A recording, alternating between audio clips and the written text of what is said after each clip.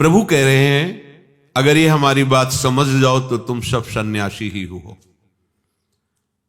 एक सन्यास होता है दंड लेना, लाल कपड़े धारण करके, वैराग्य, ये आचार्य परंपरा से है। पर भगवान कह रहे सब सन्यासी बन सकते हो।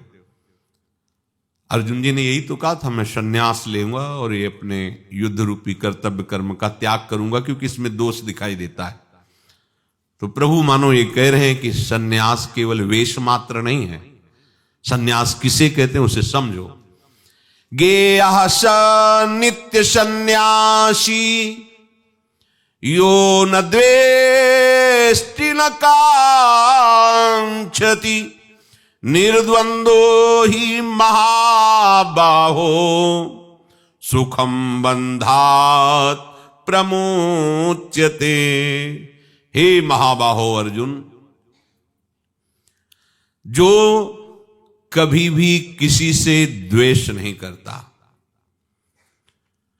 किसी से कभी कोई आकांक्षा नहीं करता, वह सदा सन्यासी समझने योग्य है। क्योंकि द्वंद्वों से रहित हुआ मनुष्य सुखपूर्वक संसार बंधन से मुक्त हो जाता है। संसार बंधन से मुक्त होना ही सन्यास का स्वरूप है। वो कैसा है? प्रभु कह रहे पहले तो महाबाहो संबोधन किया, निर्द्वंदो ही महाबाहो।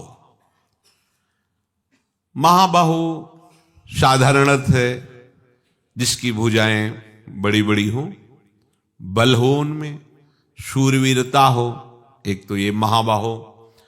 दूसरा होता है जिसके आदर्श बड़े जन हो, महापुरुष हो। तो अर्जुन जी के आदर्श हैं भगवान श्री कृष्ण, इनसे बड़ा कोई नहीं। दूसरे आदर्श हैं धर्म का साक्षात स्वरूप धर्मराज युधिष्ठिर, इसलिए महाबाहो हैं। ये बड़ी भुजाओं की सुरक्षा में रहते हैं। जो महापुरुषों के आदर्श भाव में अपने जीवन को व्यतीत करता है वो बलशाली होता है, उसे कोई परास्त नहीं कर सकता। पर महापुरुषों का आश्रय लेना कठिन है, क्योंकि उसमें अपने मन और अहम को मारना होता है। बिना मन और अहम को मारे कोई किसी महापुरुष के आदेश पर सांगोपांग नहीं चल सकता। ये मन, ये अहंकार बर्दाश्त नहीं करता महापुरुषों के आदेश का, शासन का। जो शासन का भाव स्वीकार कर लेता है तो उसका मन मर जाता है, उसका अहंकार गलित हो जाता है। मन मरा, अहंकार गलित हुआ, वो द्वंद्वातीत अवस्था को प्राप्त होकर महासुख में निमग्न हो जाता है। आप द्वंद्वों से मुक्त हो रहे हैं, इसकी पहचान प्रभु कह रहे यो न द्वेष्टि। वो उपासक किसी भी से द्वेष नहीं करता। प्रायः द्वेष हमारे प्रति जो प्रतिकूल आचरण करते हैं, हमारी जो निंदा करते हैं, हमारा जो अपमान करते हैं, हमारा जो तिरस्कार करते हैं, उन्हीं से प्रायः होता है। या जो हमें वस्तु अच्छी न लगे, पदार्थ अच्छा न लगे, उसे हमें अच्छा लगना चाहिए। हमें अच्छा लगा व्यक्ति, वस्तु, स्थान, पदार्थ, तो राग। हमें अच्छा न लगा तो द्वेष, वो द्वेष करता है।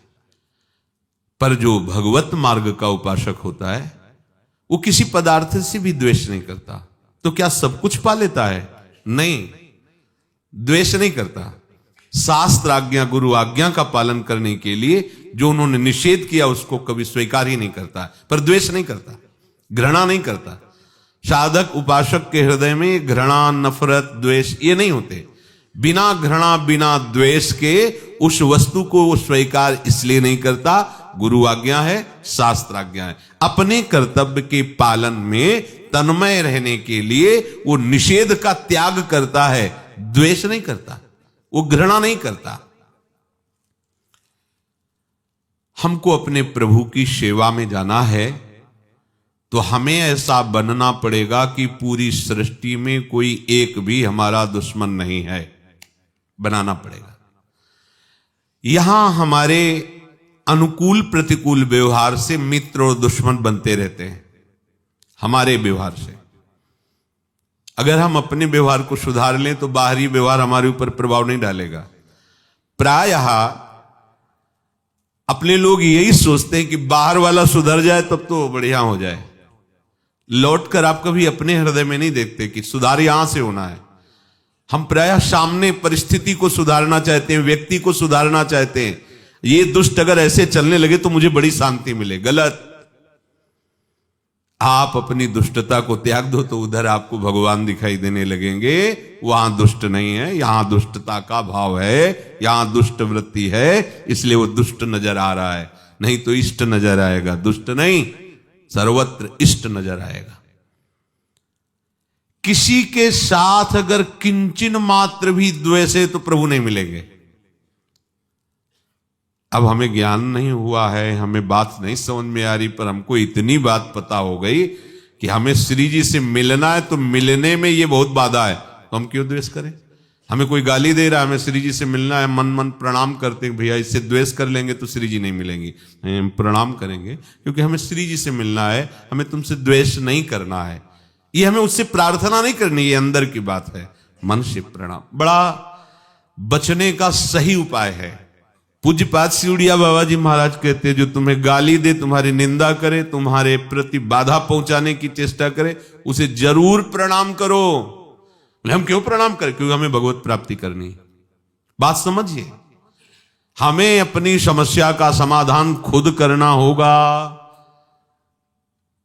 श्री भगवान उद्धव जी को कहते हैं, उद्धव कोई तुम्हारी गर्दन पकड़ दबा दे, तुम्हारे ऊपर मूत दे, थूक दे, अपमान करे, गाली दे, बार बार ऐसी चेष्टा करके तुम्हें अपनी निष्ठा से डिगाने का प्रयास करे, तो तुम किसी और का सहारा मत लेना, अपनी आत्म बुद्धि से, विवेक बुद्धि से बच जाना।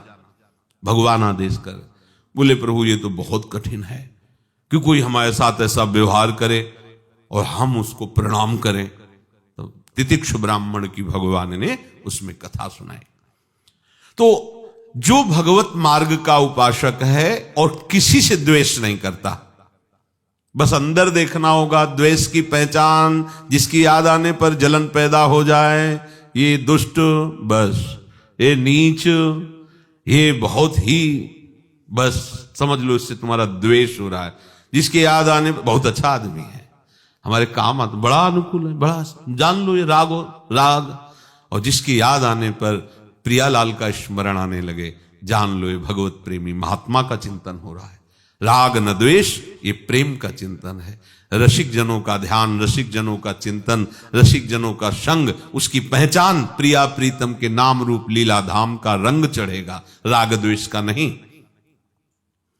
न द्वेष्टि, किसी से किसी भी प्रकार से हमें द्वेष नहीं, और ये हो ही जाता है व्यवहार में। हो जाए आप बिल्कुल संभल संभल के कदम रखोगे तो माया उसी समय आपके पास भेजेगी अपने पार्षद, जो जानबूझ के आपको गाली देंगे, बिना किसी अपराध के आपकी निंदा करेंगे, तिरस्कार करेंगे। अब आपको सहना होगा क्योंकि आप भगवत प्राप्ति करना चाहते हैं, और नहीं सहोगे तो फिर आप जलोगे और जीत सकते नहीं। एक को मारोगे, तीन तैयार कर देगा वो। तुम्हें पास होना पड़ेगा, आज पास हो चाहे 10,000 जन्म के बाद पास हो, वो ऐसी व्यवस्था। कितने को मारोगे, कितनों को नष्ट करोगे? वो एक से एक वीर तुम्हारे सामने खड़ा करता रहेगा। तुम पार इसी से पाओगे, चाहे जय जन्म बाद पार पाना ऐसे, क्योंकि वही है सब रूपों में तुम्हारे अहंकार का चकना चूर करके। तो आज ही समझ जाओ, काहे को लंबा खींचोगे? आपसे जब कोई द्वेष करे, निंदा करे, अपमान करे, तिरस्कार करे, बुरा करने की चेष्टा करे, तो आप अपने बचाव पक्ष में रहिए, हम ये नहीं कहते, पर आप उससे द्वेष मत कीजिए। अगर द्वेष करेंगे तो भगवत प्राप्ति नहीं होगी। हम भगवत प्राप्ति के लोभ से हम किसी से द्वेष जो होता है उसको सह सकते हैं। जब हमें कोई लोभ होता है ना, तो हम सब सह सकते हैं। हितधाम में काम हो रहा था, तो वो जब ठेकेदार आया, बीच दोपहर का समय, मतलब निकल के धूप में नहीं खड़े हो सकते। उस समय वो ईंट तोड़ रहा है तो उसको गाली देने लगा वो अपने काम में। बाद में हम उसके पास गए, कहा इतनी धूप में इतनी मेहनत कर रहे हो फिर भी तुम्हें गाली दे रहा, तुम कुछ बोले नहीं। बोले बोलेंगे तो शाम को पैसा नहीं देगा, मेहनत कर रहे हैं शाम को पैसा देगा परिवार, गाली से क्या बाबा दे हमें जब ये 500 देगा ना तो परिवार में जाके रोटी बैठकर चैन से खाएंगे। एक धन के लोभ से वो सब कुछ सह रहा है। भगवत प्राप्ति का इतना बड़ा बल है लोभ में, वो मृत्यु को भी हंसते हंसते सह जाएगा। आप लोभ तो बढ़ाइए प्रियालाल से मिलने का, और बस ये कुछ समय की बात होगी, जहां आप इससे पास हुए तो जिस परमानंद की बाढ़ आएगी कि आप सोच भी नहीं सकते कि ऐसा भी आनंद होता है क्या। पर ये कुछ हैं, कुछ सीमाएं हैं जिनसे आपको पार होना ही पड़ेगा। अभी पार हो लो, 10 वर्ष बाद, 20 वर्ष, 20 जन्म बाद, ये जब तक पार नहीं करोगे तब तक आपके हृदय में प्रेमानंद, परमानंद, विज्ञानानंद ये सब नहीं प्रकट होगा। इसलिए भगवान कह रहे हैं कि किसी की भी तुम्हें बुराई नहीं करनी, किसी का मंगल नहीं करना, पर कोई तुम्हारी बुराई कर रहा है या मंगल कर रहा है तो भी तुमको उसके प्रति द्वेष नहीं रखना, ये मानना पड़ेगा।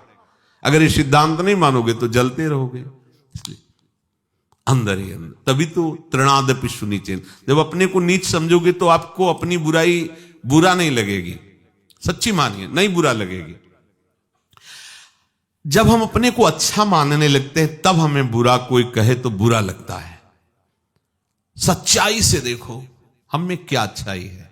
प्रभु ने स्वीकार कर लिया तो उनके डर से बुराइयां डर कर कुछ छिप गई और कुछ भाग गई, और हम समझने लगे अपने को निर्विकार जितेंद्रिय, और दूसरे को समझने लगे अजितेंद्रिय और गिरा हुआ। तो जो छुपी हुई थी ना वो जागृत हो गई, और जो भाग गई थी ना उनको उन्होंने बुला लिया, आ जाओ जगह खाली है। अगर आप सही मार्ग पे चल रहे हो तो अहंकार करने की जरूरत नहीं। आराध्य देव का प्रताप उदय हो रहा है इसलिए आप सही से चल रहे हो। तो जैसे हम बुरे थे, प्रभु के आश्रय लेने से प्रभु के सद्गुण अंदर आने लगे, ऐसे मान लो वो बुराई में है तो जिस दिन उसको चोट लगेगी और प्रभु का आश्रय लेने लगा तो प्रभु उसको महात्मा बना देंगे। फिर अपने को उसके प्रति बुरा भाव रखने की जरूरत नहीं। हमारे प्रति जो बुरा भाव कर रहा है तो हमें समझना है कि हमको ये सहना ही पड़ेगा। इसी सहनशीलता का हमें फल मिलेगा भगवत प्राप्ति, भगवत प्रसन्नता। न कांक्षति,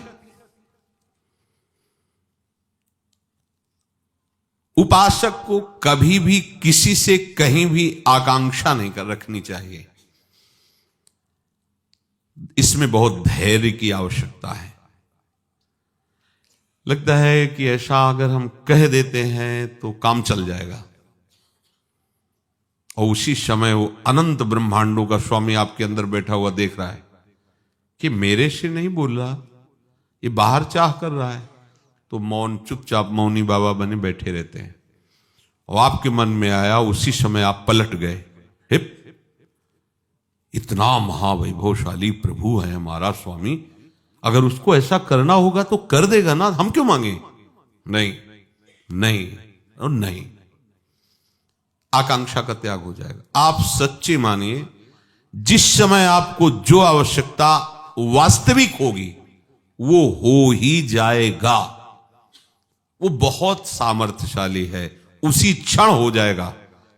आवश्यक है तो आप मांगो क्यों?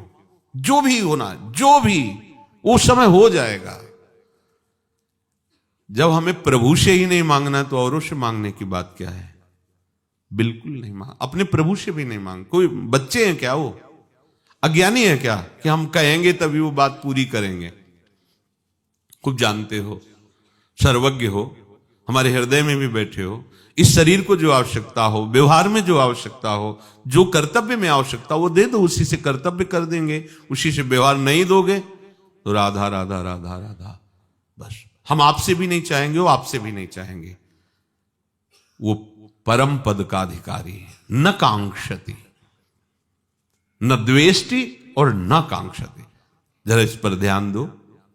आकांक्षा, कामना हम क्यों करें?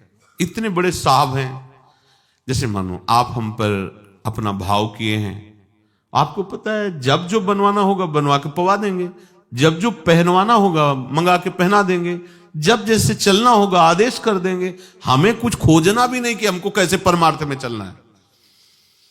हम तो बैठे हैं, आपकी जिम्मेवारी है कि हम कैसे चलें वो बोलो, कैसे जिए वो देखो, कैसे रहें वो तुम देखो। हम बस आपके हैं, बस इतने से ज्यादा हम और जानकारी नहीं चाहते। सब बना बनाया है। कई बच्चा के पेट आ जाएगा निकुंज रस, अपने आप आ जाएगा। ज्यादा जानकारी की जरूरत नहीं, ज्यादा परेशान होने की जरूरत नहीं। बस जरूरत इतनी है, आपको जो जरूरत हो करवा लेना। बैठा हूं मैं, आपको समर्पित है। अब आप देख लो क्या क्या करवाना है। मुझे पेमेंट चाहिए, आपके लिए मैं बैठ गया हूं। अब आपको जो करवाना हो, जैसे रखना हो, जो पवाना हो, जो ही प्यारो करे सोई में। यही तो धीरे धीरे आपकी जाकर के उत्तम भूमिका बन जाएगी भक्ति की। पर यही समझ में नहीं आता। वो जो जाल जैसे मकड़ी बुनती है ना, ऐसे अंतःकरण में ये चारों जाल बुनते रहते, माया का, मन बुद्धि चित्त अहंकार। वो इसी जाल में खेलता रहता है जीव, समझ नहीं पा रहा। अगर इस जाल से हट जाए ना तो फिर आनंद मगन हो जाए। आंतरिक वृत्ति को समझो। तुम उस मन का पक्ष ले रहे हो जो अनंत जन्मों से प्रभु से विमुख हुए और मांग पर मांग बढ़ाते चले जा रहे हो। ना कांक्षति अनमांगे आगे आवे गो, जीव पल लागे पल को। स्वामी जी महाराज, स्वामी हरिदास जी महाराज, हरि भज रे न छाणे न मान नर्तन को, मति बंछे रे तिल तिल धन को। अन मांगे आगे आवे गयो, जो पल लागे पल को। ओ कह हरिदास मीच ज्यों आवे त्यो धन है आपन। कैसे महामहिम वचन है स्वामी जी महाराज के। आपको तो केवल भजन करना है, आकांक्षा नहीं करनी। थोड़ा विश्वास करके बैठे। बहुत कमजोर हैं अपने लोग। नहीं, ऐसा कैसे होगा? अगर हम कहेंगे नहीं तो कैसे होगा? हाँ, तुम्हारे कहने से पूरा विश्व चल रहा है, नहीं होता। हम करेंगे नहीं तो कैसे होगा? वो करवा लेंगे जो भी चेष्टा। अब एक बार तो अच्छे से समर्पित हो जाओ। पर वो देखेंगे कि वो देखते हैं। एक महात्मा गए और एक गांव में कहा कि भिक्षा करवा दीजिए। भगत ने हाथ जुड़ाओ महाराज, पर बोले हमारी शर्त सुनिए, हम 56 भोग पाते हैं। अब जिससे 56 भोग कहे तो गांव के किसान गरीब आदमी तो हाथ जोड़ देते, महाराज हम जानते ही नहीं 56 भोग बना क्या पवाएंगे, है ही नहीं इतना कुछ। नमक रोटी दाल ये तो पा सकते हो आप। पूरे गांव में चर्चा हो गई, महात्मा आए और विमुख जा रहे हैं 56 भोग। तो एक बहुत विवेकवान और सत्संगी थे, उन्होंने महात्मा जी के पास जाकर कहा कि निमंत्रण है आपका। तो उनका जानते हो? बोले हाँ, पूरा गांव जानता है कि आप 56 भोग आरोगी हैं, बिना 56 भोग के आप कुछ पाते नहीं। बोले हाँ। बोले हम 56 की व्यवस्था के अगर उसके आगे भी होगे तो 58 कर देंगे, आप चिंता मत करो, ठाकुर जी की कृपा है।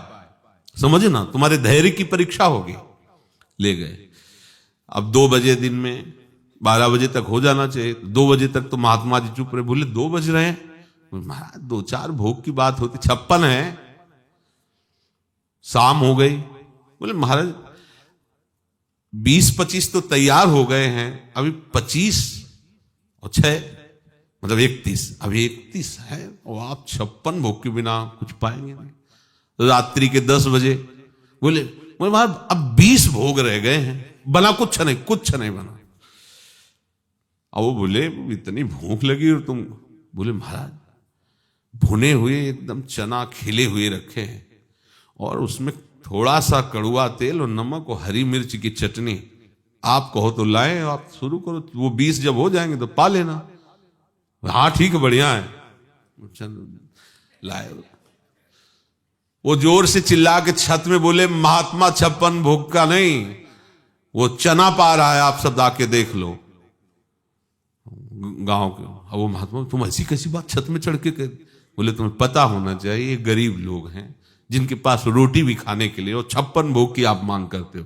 आप निष्ठा है आपके अंदर 56 भोग पाने की? भूख नहीं सह पाए, चने में आप बिता दिए। आप बैठे रहते कि पाऊंगा तो केवल 56 भोग, तो कुछ भी होता हम तुम्हें 56 भोग पवाते। एक भी नहीं बना है। हम ये देखना चाहते थे वो वास्तविक तुम्हारी निष्ठा है या केवल ऐसे ऊपर ही बोल रहे हो। ये हमारे ठाकुर जी भी देखते हैं। केवल आपका भरोसा नाथ, तो नाथ भी देखते हैं। ऐसी परिस्थिति पैदा कर देते हो, सामने उसको भेज देते, सुनो ऐसा कर सकते हो? जी जी महाराज। और वो महाराज अंदर से बैठे, हाँ मेरे आश्रित हो, मेरे आश्रित हो तुम। बस ये बात समझते रहना, बहुत सूक्ष्म बात है। बिल्कुल आपका काम बिगड़ गया अगर वो साथ नहीं देगा सामने वाला, तो आपको बिगड़ जाने देना है। बने तो रघुबर ते बने, बिगड़े तो नाथ अब नहीं, किसी से नहीं। बस जहां बिगड़ने की बात आती सेकंड में बन जाएगा।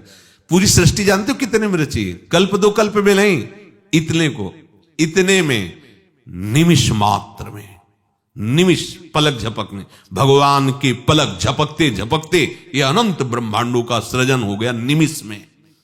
भ्रकुटी विलास सृष्टि लय, भ्रकुटी के एक संचालन मात्र से सृष्टि का लय, सृष्टि की सृजन। तो हमें लगता है कि काम बिगड़ गया, बस उनके भरोसे रहना। कैसे बन गए आपको खुद पता नहीं चलेगा। तभी आप आकांक्षा कामना का त्याग कर सकते। एक बार तो आनंद लो शरणागति का, एक बार केवल। जीवन में हम किसी से मांगेंगे नहीं, नियम लो। देखो अभी शांति मिल जाएगी, किसी से नहीं कहना। पूर्व में जो पूज्य सदगुरुदेव भगवान बच्चापन में स्वीकार किए, बड़ी सुंदर निष्ठा थी। एक बार 24 घंटे में फलाहार लेते थे, रात दिन भजन। वो माला ऐसे जो लेता ऐसे वाला लंबा हो गोमुखी, उसमें एकदम आवेश भरा लाल चेहरा बना रहता, हर समय जप में। उन्हीं की कृपा से दिमाग में बात बचपन में बैठ गई थी कि निरंतर भजन करना ही सबसे बड़ा कर्तव्य है, निरंतर भजन करना ही सब शास्त्रों का सार। बैठ गई थी महाराज जी के संग से। उनके हम आपको निष्ठा बताते हैं, एक बार केवल पाना है। अब जो भी गांव, कोई आलू उबाल के थोड़ा गुड़, कोई दूध लेके, कैसे भी एक बार भिक्षा का था। और वो कहीं जाते नहीं थे, वहीं आके देना होता था। और उसका नारियल का खप्पर था, सन्यासी थे ना, तो ऐसे खप्पर रख दिया। और आपने अगर पूछ लिया स्वामी जी डालें, तो खप्पर हटा लिया, नहीं ठीक है जाओ, अब नहीं पाएंगे, कल पाएंगे। पहले ही सबको बता दिया, पूछना कुछ। अब जैसे आलू रख दे तो स्वामी जी गुड़ रखें, नहीं नहीं बस। दूध तो स्वामी जी और डालें, नहीं नहीं बस। कभी ऐसा नहीं किया, पूछ लिया। कहते थे पूछ ही तो हटानी है, कोई भी हमारे अंदर आकांक्षा ना रहे। कई बार ऐसा धोखा हुआ, नया जैसे कोई आया ना, और तो डालें महाराज जी, वो तो पूछते नहीं, अब डालें, नहीं खप्पर रख लिया। क्या अपराध में? तो बोले पूछना, उनका नियम था उनका, आप पूछ नहीं सकते। डालते चले जाओ, जितना डाल दो जितना। जहां पूछ लिया वही बंद। तो वहां जो प्रसाद देने आता था उसको पहले वो चुप रहता था, डालते गए जितना जो कुछ लाएगा शांत। कभी उन्होंने चाय, चाय का समय हो रहा, चाय कभी नहीं, शांत एकदम। ऐसे पुराने संत महात्माओं के दर्शन और सानिध्य मिले, बिल्कुल शास्त्र उनके हृदय में बैठा हुआ है। और का नहीं पढ़े थे, स्कूल नहीं गए थे, क्योंकि जो पुराने जन होते थे ज्यादा पढ़ाई लिखाई कहाँ, अपना गांव गली में मेहनत किसानी ऐसे। स्वामी जी का नहीं पढ़े थे, पूरा आचरण शास्त्र सम्मत। ज्यादा समय नहीं मिला, 2 वर्ष में ही अंतर ध्यान हो गए, फिर आगे की यात्रा चली। तो न कांक्षति, वही सन्यासी जिसके अंदर कोई आकांक्षा नहीं। तो भक्ति में भी तो है ना, चाह नहीं, कोई चाह। ये विश्वास करो ना प्रियाजू पर, प्रभु पर विश्वास करो, क्यों नहीं करते? एक आदमी कोई कह दे हमसे, जो धनी मानी हो, कि आप चिंता मत करना, कभी कोई जरूरत हो किसी और से बात करने की जरूरत नहीं, मैं हूं, तो छाती फूल जाएगी आज से ही, अभी से। कोई बड़ा अधिकारी आग कह दे, कोई आंख दिखाए, तो आप दबना नहीं, फोन कर देना, बस हम ऐसी तैसी कर देंगे, ऐसे चलेंगे। वो भले कभी फोन ना उठावे, लेकिन आप तो कह रहे ना योगक्षेमम बहाम में हम, और वो कहीं फोन करने की जरूरत नहीं, यहीं बैठे। हमें विश्वास नहीं हो रहा, हम भक्त कहलाते हैं, हम शरणागत कहलाते हैं, हम भरोसा उस पड़ोसी का रखते हैं कि अगर कुछ हुआ ना आवाज देंगे वो आ जाएगा। उसको उसकी जरूरत नहीं है, उसको आप अपना मानो, जिसको आवाज भी न देना पड़े, आ जाए। तो आप कहोगे द्रौपदी ने जब तक पुकारा नहीं तो आ क्यों गया? क्योंकि अन्य आश्रय था। केवल कृष्ण के आश्रय होती तो दुशासन की ताकत नहीं थी महल में जाके बाल पकड़ सके। अगर केवल प्रभु का भरोसा केवल होता, प्रभु का भरोसा तो तब पूर्ण रूप से हुआ जब सब जगह निराशा हुई, नहीं तो किसी की ताकत नहीं थी कि जाकर द्रौपदी जी को स्पर्श कर सके। इसीलिए बुलाना पड़ा कि तुम्हारा भरोसा खत्म हो जाए तब बुला लेना। नहीं, हमारे स्वामी ऐसे नहीं है। अगर आप अन्य आश्रय त्याग कर भरोसा किए हुए हैं, हाँ, वो हर समय करो सदा तिनके, उनके वचन है, करो सदा तिनके रखवारी, जिम बालक राखे महतारी। माता कार्य में रत है ऐसा मत समझ लेना। वो अपने आंख की एक दृष्टि वो अपने बालक पर ही रखती। कुछ भी कर रही हो, क्या कर रहा है, कैसे खेल रहा है, कहां है, क्योंकि उसका ममता का जो स्वरूप, ऐसे ही हमारे हरि अपने भक्त पर दृष्टि रखते हैं। वो तो केवल दृष्टि ही रखती है, आप तो कहते हैं जहां जहां भक्त मेरे चरण रखे वहां वहां रखो हाथ, ऐसे चलाते हैं। अब जब जान जाओगे तभी तो भगवान शिव कहते उमा राम स्वभाव जे जाना, ताय भजन तज भावना। ये मांगने की जरूरत नहीं है। क्यों, कब तक मंगता बने रहोगे? लिस्ट बनी पड़ी है, फाड़ डालो लिस्ट, हटा दो जिनसे तुम्हें मांगने का अपनापन हो गया है, हटा दो। और एकमात्र से बिना मांगे निहाल कर देंगे। पर ये अज्ञानी मांगता नहीं, मांग ही बैठता है, फिर हंस देते हो। जब मांग बैठता है ना तो वही है सब रूपों में देने वाले, पर वो हंस देते हैं कि कहा रही तुम्हारी अनन्य निष्ठा, मेरे सिवा किसी की तरफ देखा ना चाह करके, चलो फिर कमर कसो आगे बढ़ो। न कांक्षति, जो भगवत मार्ग का पथिक है, न कांक्षति उसकी सिद्धि है। ये मांग नहीं होनी चाहिए। या तो बहुत छोटी छोटी बात में मांग भरी हुई, छोटी छोटी बात मांग नहीं होनी चाहिए। उपासक जितना मांग रहित होता चला जाएगा उतने उसके हृदय में प्रभु की प्रति अधीनता पैदा होती जाएगी। यही हमें चाहिए। या ऐसा समझ लो प्रभु उसके अधीन उतने ही होते चले जाएंगे। मांग नहीं तो प्रभु अधीन होते चले जाएंगे। और मांग है तो फिर वैसे भी देखो, आप सेवा करो और कुछ मत लो, मतलब कोई चाह ना हो, तो बार बार वो अपना चिंतन, सेव्य का चिंतन सेवक के प्रति जाएगा। कुछ चाहता नहीं। अरे देखना भाई, उसको भोजन, उसके वस्त्र दिए आप उसके, अब उसका चिंतन, उसका ये अधीनता शुरू हुई। कहीं किसी भी तरह उसको दुख नहीं होना चाहिए, क्योंकि कुछ चाहता ही नहीं है और जो आज्ञा करो वैसा पालन कर रहा है। वास्तविक सेवा अब उनकी शुरू हो गई। सेवा वही है जो सेव्य के अंदर सेवा भाव पैदा कर दे, सेव्य के अंदर सेवा भाव पैदा कर दे। निष्कामता में बड़ी ताकत है। देख लो त्रिलोचन जी के यहां सेव्य नौकर बन करके आ गए। ये सेवा का चमत्कार।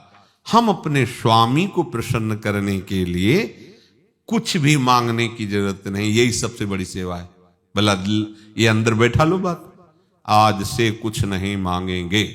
एक बार भगवत ऋषि जी महाराज अपने मित्र के साथ यहाँ वृंदावन में आए हुए थे। जब उनके चरित्र में पढ़ा तो जो उनको भोजन पवाने के लिए बनाया, उसमें सब्जी में नमक ही नहीं डाला, एकदम ऐसे, मतलब बिल्कुल नहीं डाला। और उनके सामने परोसे तो और भी सामग्री थी, तो जो भी पाए तो पहले तो उनका ये वाली सब्जी सब हमारे में डाल दो। भगवत ऋषि जी ने कहा, हमें बहुत अच्छी लगी। और कहा दूसरी चीजें, मित्र भी साथ थे, उनको परसो और आप वो सब्जी हमें डाल। तो उनको अच्छा लगा कि इनको सब्जी बड़ी प्रिय। अब उसमें जो पात्र में बाद में थोड़ी सी बची होगी, तब जो बनाने वाले उन्होंने नमक नहीं डाला। भगवत ऋषि जी क्षमा करना न बोले, मुझे तो बहुत अच्छी लगी, मुझे तो ऐसा नहीं लगा कि, तो इसीलिए मैंने लिया। मतलब समझो, कह सकते थे कि इसमें नमक नहीं डाला, क्या भूल गए क्या? नहीं, अब डालने की जरूरत नहीं, पर नहीं डाला क्या? नहीं कहा, चुपचाप। आज प्रभु ने इतना सुंदर अवसर दिया है रसेंद्री के लिए, बढ़िया बिना नमक का पा दे। जो भी जैसा मांग अंदर से जो उठती है उसको दबाना सीखो, उसको रौंदना सीखो। जो मांग उसी में, तो फिर ये मांग उठती रहेगी ना, तो प्रियालाल के प्रति हमारा अपनापन नहीं हो पाएगा। जैसे लोग कहते हैं, प्रश्न करते हैं कि कि प्रभु के प्रति अपनापन क्यों नहीं हो पा रहा। हम जानते हैं श्री जी हमारी हैं, पर क्यों नहीं हो पा रहा। कोई अपना है, शरीर संबंधी, शरीर कुछ मांगे हैं, कि जब दोनों बातें हट जाएंगी ना तो आप देख लेना श्री जी के बिना आप जी नहीं सकते। ऐसी बेचैनी, ऐसी हमारी सखी हैं, ऐसे हमारे प्रीतम हैं दोनों, और हम उनके बिना जी सकते, उनके सिवा और किसी की याद करें? क्यों याद करें? सुंदर देखो तो ये महामहिम प्रताप इनका, सारा ऐश्वर्य इनका, सारा, अब हम और किसी का चिंतन कर, देखो कितनी हमारी निकृष्ट बुद्धि है कि इतने बड़े हमारे प्रीतम प्रिया, इनके सिवा हम किसी और को दिमाग में लाए, सोचे, चिंतन करें। कितनी घटिया सोच है हमारी। हमारे इतने सुंदर श्री लाडली लाल हैं, इतने महामहिम हैं, वेद शास्त्र ऋषि मुनि सब जिनकी चरण रखने की चौकी की यश गाते हैं, वंदना करते हैं।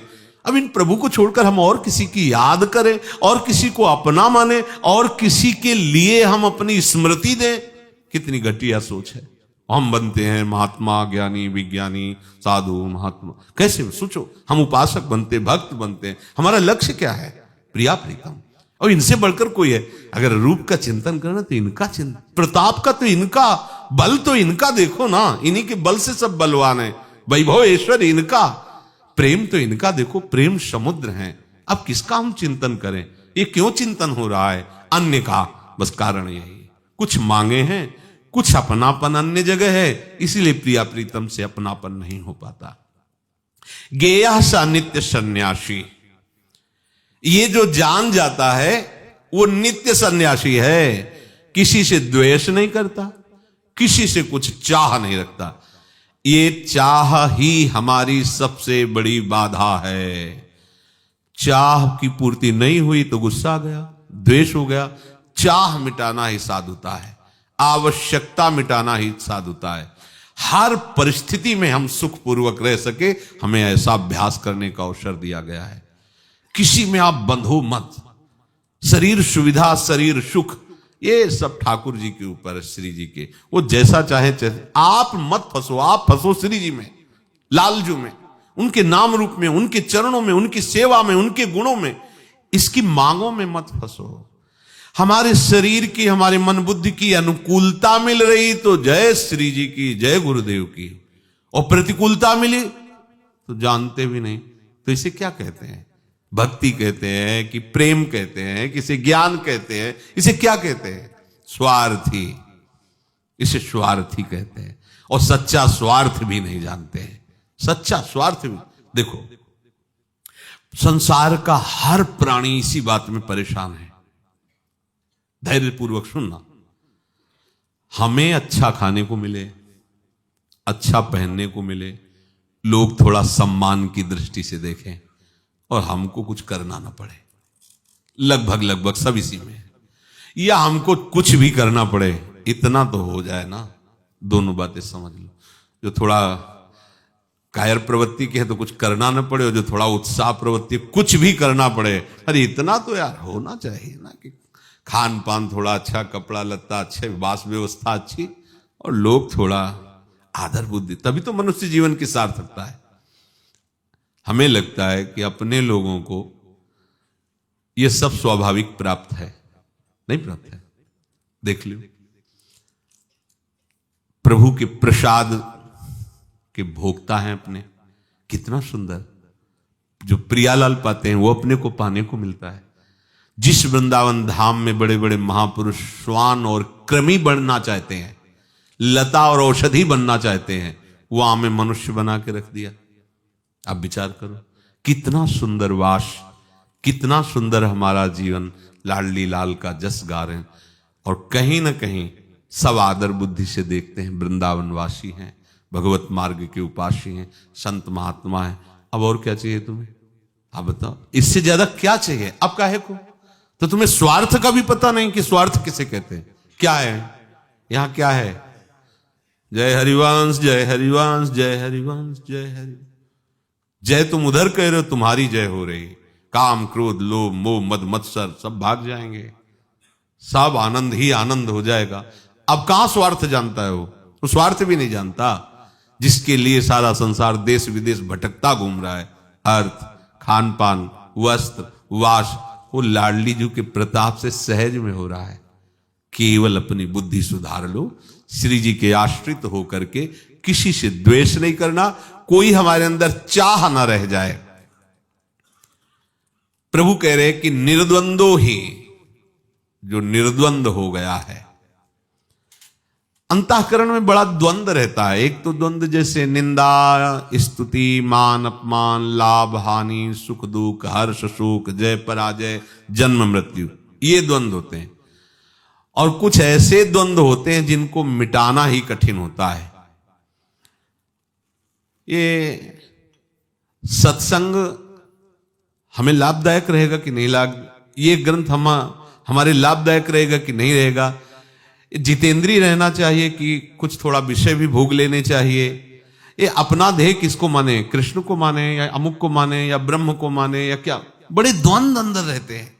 अंदर बड़ी संशयात्मिका वृत्ति रहती है। ये परमात्मा प्राप्ति करना ठीक है या मन इंद्रियों को भोग में लगाते हुए गृहस्थ मार्ग से चलना ठीक है, निवृत्ति मार्ग ठीक है या प्रवृत्ति मार्ग ठीक है, भोग संग्रह करना ठीक है या भोग संग्रह त्याग करके विरक्त होकर रहना ठीक है। बहुत तरह से धर्म का पालन ठीक है, कुल का पालन ठीक है, माता पिता की सेवा ठीक है या श्री जी की सेवा ठीक है। कई तरह के ऐसे द्वंद अंदर होते हैं परमार्थ को लेकर के, जो साधक पूरे जीवन इसी के सुलझाने में, तभी कहते ज्यादा जानकारी के चक्कर में मत पड़ो, सीधे अपने मार्ग को समझो। प्रवृत्ति निवृत्ति दोनों जाकर प्रभु को मिलते हैं। अगर तुम्हारा मन संसार की तरफ आकर्षित है तो नाटक करने की जरूरत नहीं, घर जाइए, माता पिता की सेवा कीजिए, मेहनत से कमाइए, परिवार का पोषण कीजिए, खूब राधा वल्लभ श्री हरिवंश बोलिए, भगवत प्राप्ति हो जाएगी। व्यभिचार मत करना, कोई गंदे आचरण मत करना। हाँ, अगर निवृत्ति मार्ग में भोजन की, वस्त्र की, जीने की व्यवस्था की अब कोई चाह नहीं, चाह है प्रिया प्रीतम की, अब जैसे चाहो ऐसे, आप जानो आपका कार्य जाने, बस बैठ गए उनके चरणों का आश्रय लेकर के। अब जैसे वो चलावे, अब जो ही कहां करें श्री आयुष लिए चले निज दासी, हो गया सारा कार्य। कोई भी द्वंद उपासक के हृदय में नहीं होना चाहिए। हो तो उनको शीघ्रातिशीघ्र गुरुजनों से मिल करके साफ कर लेना चाहिए, अपने चित्त का समाधान करके मार्ग निश्चित करके उस पर चल देना चाहिए। ज्यादा समझने में समय नहीं लगाना चाहिए। जब तक भोगों में अरुचि पैदा ना हो तो समझो सत्संग का कोई लाभ आपको नहीं मिला। सत्संग का लाभ भोगों में अरुचि पैदा हो जाना नहीं, अच्छा नहीं। अलम विषय वार्तया नरक कोटि बीभत्सया, अरे बंद करो ये विषय चर्चा, ये विषय चेष्टा, ये करोड़ों नरकों से भी भयावनी है, घृणास्पद है। अलम विषय वार्तया नरक कोटि बीभत्सया, वृथा श्रुति कथाश्रमो बत विभेमि कैवल्यता। बंद करो अबे वेद आदि की चर्चा, हमें नहीं चाहिए वेद सिद्धांत, क्योंकि हमें मोक्ष से भी भय लगता है। हम अपनी प्यारी जू के समीप उनकी आज्ञा में रहकर सेवा करना चाहते हैं। हम प्यारी जू के चरणारविंद की उपासना में रत हैं। हम मोक्ष नहीं चाहे। मोक्ष है जैसे दो चीटा एक बोरे में लगे हों, अब एक चीटा चीनी के साथ जाके कढ़ाई में चीनी बन गया, हो गया मोक्ष, और एक है बोरे के साइड से लग के चीनी का स्वाद ले रहा है। आनंद किसको आ रहा है? जो स्वाद ले रहा है वो तो चीनी बन गया, उसी में मिल गया। ये उपासना जो है प्रेम की, ये चीनी का स्वाद लेने। हाँ, सहचरी स्वरूप से प्रियालाल जो महारस समुद्र है, उनका स्वाद तो महाप्रभु इसीलिए करे विभेमी कैवल्यता। उस कढ़ाई में मिलकर चीनी बनने के लिए मुझे भय लगता है, नहीं चाहिए मोक्ष, मुझे तो श्री प्रियालाल की सेवा सुख का रसास्वादन करना है। प्रभु कह रहे हैं बाहर के सुख दुख परिस्थिति का तुम्हारे हृदय में प्रभाव जब ना पड़े, किसी के प्रति आपका राग द्वेष ना हो, कोई भी द्वंद आपके हृदय में हलचल पैदा ना करे। निंदा कर रहा है, अगर वो आपके अंदर प्रभाव डाल रही तो भजन रुक गया, उसका चिंतन होने लगा, कितना दुष्ट है, कोई मतलब नहीं, पर निंदा हमारी करता है। देख लेना, पर निंदा के किए ते आवत ने कछमात, मूर्ख पर्वत पाप को ले चल अपने साथ। अंदर वो कुड़ रहा है, जल रहा है, अब गुस्सा, अब बोल तो सकता नहीं, क्योंकि कहीं ना कहीं साधु है, शासन है। और अगर ऊपर से भी बोलना शुरू कर दिया तब तो फिर बात ही क्या रह गई, फिर साधु किस बात का। नहीं, इतना तो शासन होना चाहिए कि चलो भाई हृदय जल रहा है, हम देख अपने आराध्य देव को पहचान नहीं पा रहे और ऐसी चेष्टा कर रहे हो, ये बहुत जीवन भर साधक साधक ही रहता है, ध्यान रखना। हमें हर कदम नई शिक्षा ये संसार दे रहा है, हर कदम। जो हमें कभी ज्ञान नहीं था वो हमें ज्ञान मिल रहा है। ऐसा ऐसा है पूरा, तब लगता है पूरे जीवन भर शिष्य शिष्य ही रहता है, साधक साधक ही रहता है। पूरे जीवन भर हमें जगत संसार जो गुरु स्वरूप है वो हमें शिक्षा देता रहता है। पूर्णता तो प्रभु में ही है, और प्रभु में जो डूब गए हैं उनमें है। थोड़ा भी अगर व्यवहार रत तो सब हमें शिक्षा देते हैं, सब हमें ज्ञान प्रदान करते हैं। कोई भी निंदा स्तुति हो रही, हृदय में मीठापन सुख लग रहा है, विकार आ गया, कोई भी द्वंद्व स्पर्श ना कर पावे। देखो कितनी सावधानी की बातें हैं, तभी हमारा भजन परिपक्व होता है।